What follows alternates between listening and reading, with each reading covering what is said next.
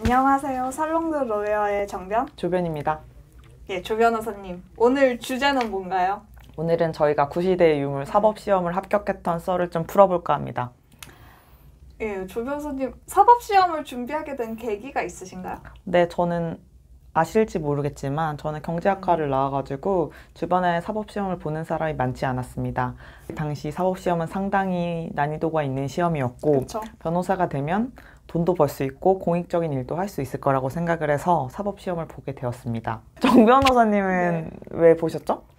예, 저도 어렸을 때부터 법조인이 꿈이었고 저는 이제 법학과 나왔는데 근데 저 갑자기 1차 막 열심히 공부하는데 로스쿨 제도가 갑자기 들어왔어요. 그래도 대부분 이제 사법시험을 준비하는 분위기였고 그래서 사법시험 이렇게 친구들이랑 선후배들과 같이 준비를 했습니다. 맞아요. 제가 딱 법학을 공부하기 네. 시작했을 때도 로스쿨이 이제 막 생겼었는데 그 당시에는 그래도 사법시험에 위상이 있었어요. 그래서 뭔가 합격하면 간지가 날 것이다.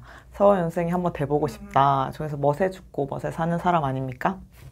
그래서 준비를 하게 되었습니다. 조 변호사님, 시험을 합격하기 위해서는 어디에 중점을 둬야 한다고 생각을 하세요? 제가 생각했을 때 시험은 그 시험에 맞게 좀 시험 전략을 잘 짜야 되는데 자신의 스타일과 자신의 목표를 구체적으로 설정을 해서 전략을 잘 짜는 게 가장 중요하다고 생각합니다. 예를 들면 나는 이 시험에서 수석을 할 것이다.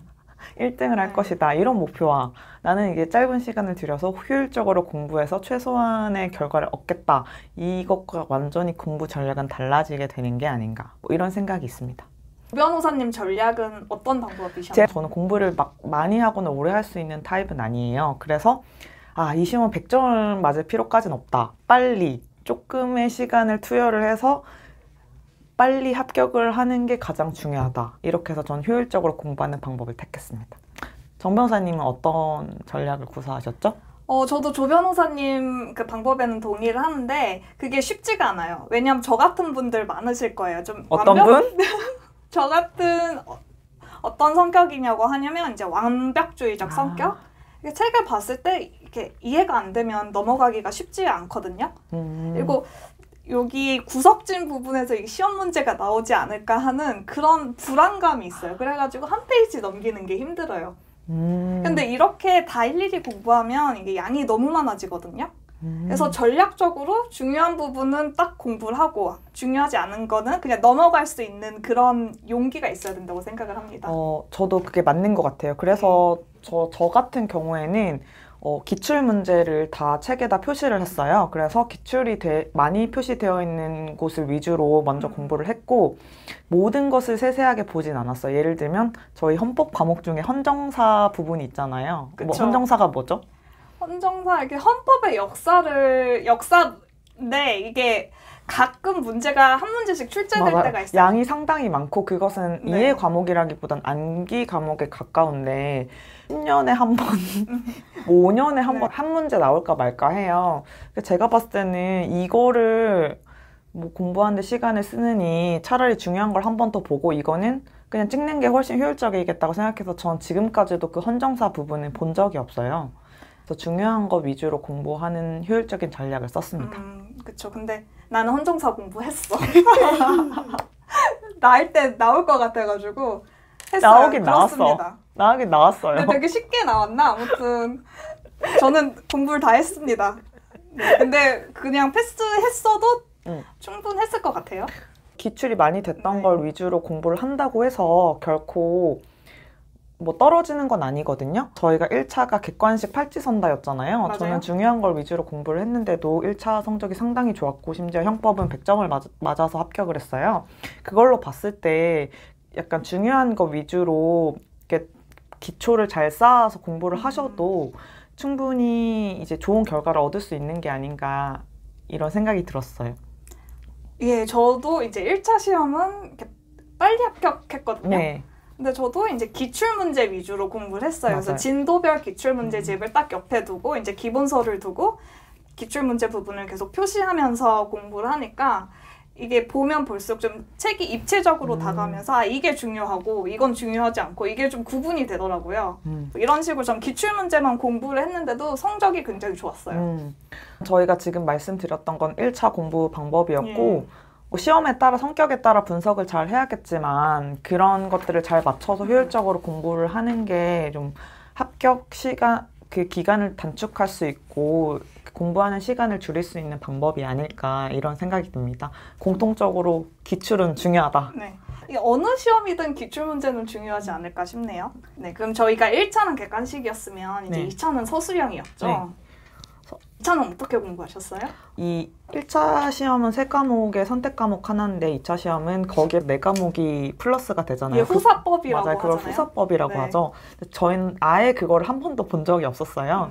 그리고 서술형을 쓰려면 법대식 답안지를 써야 되는데 저는 그것도 한 번도 써본 적이 없어가지고 그 학교에서 스터디를 구해가지고 2차 스터디를 했었습니다. 공부하는 것은 1차랑 비슷하게 이제 중요한 부분 있잖아요.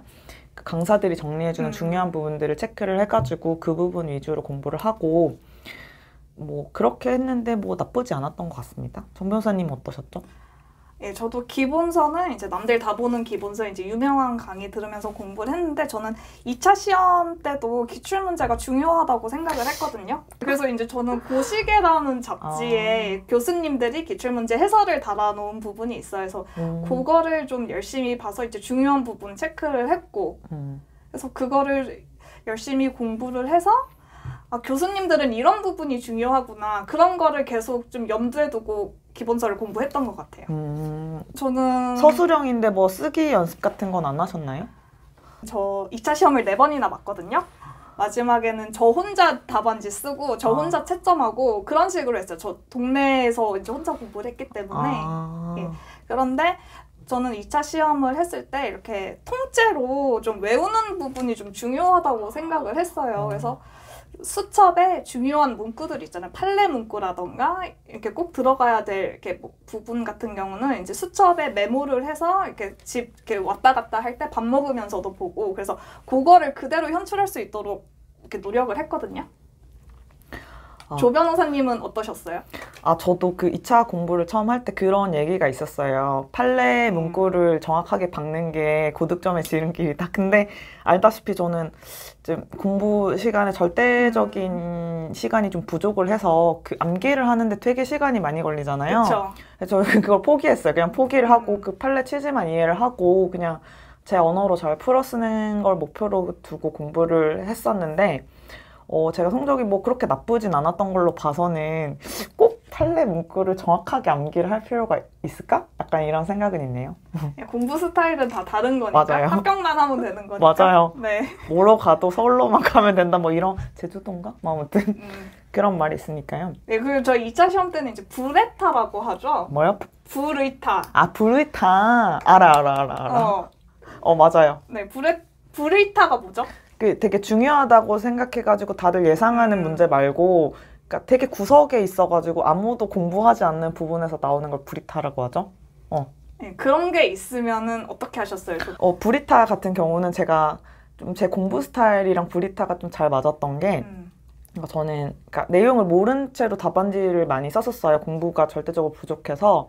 그렇기 때문에 그래도 모르는 거라고 비워두지 않고 저희가 법전을 주거든요. 그거를 보면서 어떻게든 끼워 맞추는 연습을 했었어요. 그래서 저희 2차 때 불이타가 많이 나왔죠? 그래서 제가 그 후서법에 되게 고득점을 했는데 그러니까 저는 공부를 하지 않은 것도 잘 쓸 수 있는 연습을 많이 했었던 터라서 별로 당황하진 않았던 것 같아요. 정 변호사님 불이타 잘 하셨나요? 제 2차 시험을 저 4번 만에 붙었다고 했잖아요. 이게 좀 경력이 되니까 약간 법전이 있으면은 그걸 가지고 좀 약간 해석할 수 있는 그런 맞아. 스킬이 생기더라고요. 그래서 저도 불에타 문제에서 오히려 고득점을 했던 것 같아요. 역시 우린 불이타에 강하군요. 그렇습니다. 아무튼 저희는 합격을 했습니다. 그러면 정 변호사님 뭐 1, 2차 할 때 생활 패턴이 좀 달랐나요? 저는 1차는 금방 붙었는데 2차에서 좀 고생을 했거든요. 그래서 2차에서 학교 도서관에서도 공부하고 이제 신림동에서도 해봤는데 그냥 마지막에 다 힘들어서 다 정리하고 이제 집 근처 독서실에서 공부를 했거든요. 그래서 엄마가 해준 밥 먹으면서 패턴을 굉장히 단순화했던 것 같아요. 남들한테 영향받지 않고 저 혼자만 공부에 집중할 수 있도록 정말 집 독서실만 왔다 갔다 하면서 지냈어요. 조 변호사님은 어떻게 하셨어요? 저는 완전히 반대로 지냈는데 저는 학교에서 공부를 했어요. 학교 중앙도서관 그 책들 막 쌓여있는 서고 있잖아요. 그런 데서 공부를 했어요. 그리고 저는 고시 공부하는 사람들이랑 거의 안 어울렸고 제 경제학과 친구들이랑 거의 일상생활을 같이 하면서 친구들은 수업을 듣고 그 시간 되면 같이 밥 먹고 저녁에 술도 많이 마시고 이렇게 그냥 일상 학교 다니는 것처럼 공부를 했던 기억이 있어요. 왜냐하면 저는 약간 고립되거나 그 외로운 거를 느끼면 더 멘탈이 무너지더라고요. 그래서 차라리 이제 사람들이랑 많이 계속 어울리면서 공부를 했던 것 같아요. 저희 스타일은 정 완전 반대네요. 예. 뭐 제가 봤을 때는 그 어떤 게 옳은 건 없는 것 같아요. 이제 혼자 이렇게 공부를 하는 게 맞는 분은 공부를 하셔야 되는 거고 너무 외로움을 많이 타고 그런 고립감을 못 견디는데 저렇게 공부를 하면 또 멘탈이 나가는 거죠. 그러니까 각자의 스타일을 파악을 해서 공부를 하는 게 진짜 중요하잖아요. 뭐 아무튼 저는 그렇게 했던 덕분에 교우 관계도 계속 원만하게 잘 지냈고 지금까지도 잘 지내는 것 같습니다. 나도 잘 지내고 있어. 네. 그럼 정 변호사님은 어쨌든 이제 합격을 하셨잖아요. 시험을 딱 볼 때 합격을 할 거라는 생각을 하셨나요? 이게 2차 시험을 여러 번 볼수록 자신감이 굉장히 떨어졌거든요. 그래서 2차 시험을 마지막으로 봤을 때도 그렇게 자신감이 있지는 않았어요. 시험 제가 잘 봤다고 생각한 과목이 아닌 경우가 많았거든요. 결과를 까보고 나면은. 네, 그런데 중간에 이제 고시계에서 이렇게 교수님이 예상 답안을 발표할 때가 있었어요. 고시계를 좋아하시는군요. 네, 저는 고시계 한 번도 본 적이 없는 것 많이 같은데. 받았습니다. 근데 거기 이렇게 서점 가서 이렇게 한번 보니까 내가 쓴 거랑 좀 비슷한 거야. 그래서 올해는 좀 가능성이 있지 않을까? 약간 이런 추측만 했죠. 조 변호사님은 좀 2차 시험 보고서 이제 합격할 것 같다 이런 느낌 받으셨어요? 저는 수험 시간 내내 한 번도 제가 떨어질 거라는 생각을 안 해봤어요. 오, 자신감. 그러니까 되게 웃긴 게 다른 사람들은 다 제가 붙을 거라는 생각을 안 했는데 저만 제가 떨어질 거라는 생각을 안 했던 거예요. 근데 그런 멘탈 관리 중요한 것 같아요. 그쵸. 제가 왜 떨어져요? 근데 2차 시험을 보는데 마지막 날에 민법을 보는데 진짜 한 번도 본 적이 없고 법전에도 없는 내용이 나왔어요. 그래가지고 결국 그 문항을 백지로 냈어요. 그러면서 떨어질 수도 있겠구나. 이게 백지가 냈기 때문에 떨어질 수도 있겠다. 왜냐면 저희 사법시험에 꽈락이라는 꽈락이 게 있어가지고 일정 점수를 넘어야 되거든요. 그래서 그 문항을 백지로 냈기 때문에 이게 지금 꽈락으로 떨어질 수 있겠다 하면서 부모님한테도 말하고 기대하지 마라 하면서 저는 이제 2차 시험 떨어지면 방송국이든 뭐 기자든 준비해야겠다고 제 부산 서점에서 국어 사전을 사가지고 막 비장하게 상경을 했었어요. 그때 이제 학교 휴학했다가 이제 휴학해서 복학을 해야 되니까 비장하게 올라왔었던 기억이 나네요. 만약에 떨어졌으면은 아예 다른 길로 가셨을 가능성이 높으셨구나. 그쵸. 저는 이제 학교를 다니면서 이제 그냥 다시 공부를 할 생각은 전혀 없었고 뭐 로스쿨은 아예 생각도 안 했었기 때문에 그래서 MBC에 이제 서류를 넣어놓고 이제 시험을 보러 가기로 한 그 주 일요일에 3일 전에 2차 합격자 발표가 나가지고 방송국 시험을 못 봤죠. 조 변호사님 그러면 합격 꿈을 꾸셨나요 혹시? 네, 저는 합격 꿈을 꿨어요. 그야말로 합격하는 꿈을 꿨어요. 네. 그러니까 그러니까 꿈 내용이 합격을 하는 그냥 꿈이요. 합격하는 꿈? 그걸 여러 번 꿨어요. 저는 합격하는 꿈도 꾸고 불합격하는 꿈도 꾸고 막 그랬는데. 그래요? 네. 개꿈이네. 그럼 제 꿈이. 그럼 당일날은 뭐 꾸셨나요? 저는 당일날 꿈을 꿨어요. 뭐? 제가 제 손에 이렇게 금반지가 10개가 다 끼워져 있는데 금반지? 네, 그게 빛이 나는데 이게 찾아보니까 되게 길몽인 거예요. 그래서 약간 개꿈일 수 있으니까 얘기를 안 하고 있다가 이제 합격하고 나서 내가 사실은 이런 꿈을 꿨었다 이렇게 얘기를 했죠. 금반지 꿈이 되게 좋은 꿈인가 보다. 아무튼 합격할 때 기분은 어떠셨어요? 합격했을 때 기분은 정말 그때가 인생 최고의 순간이 아니었나 싶을 정도로 일을 날아다니는 그 정도예요? 왜냐면은 정말 2차 시험 4번이나 보고 더 볼 자신감이 없었거든요. 제일 행복했어요, 그때가. 조 변호사님은 어땠어요? 저는 처음에 이제 합격을 했을 때 뭐 실감이 잘 안 나고 합격했네? 약간 이런 느낌이었다가 사시는 명단이 딱 뜨잖아요. 그래서 합격 이게 보고 사람들이 축하를 진짜 많이 해줬어요. 근데 점점 축하를 받는데 점점 이렇게 점진적으로 기분이 좋아졌어요. 다시 돌아가면 사실 보실 거예요?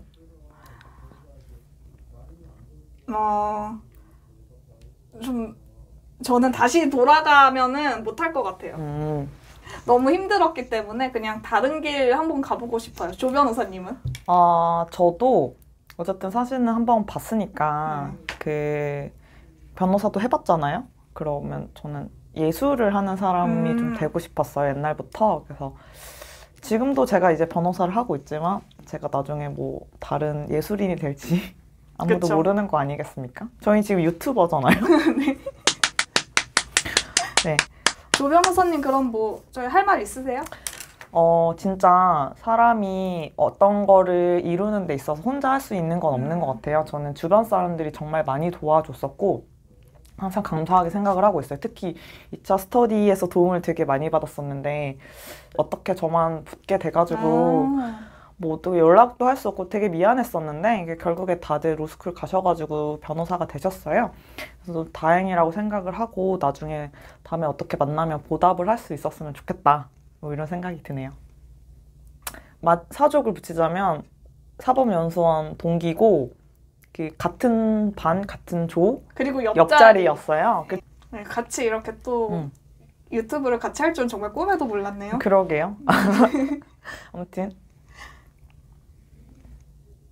그러면 오늘은 여기까지.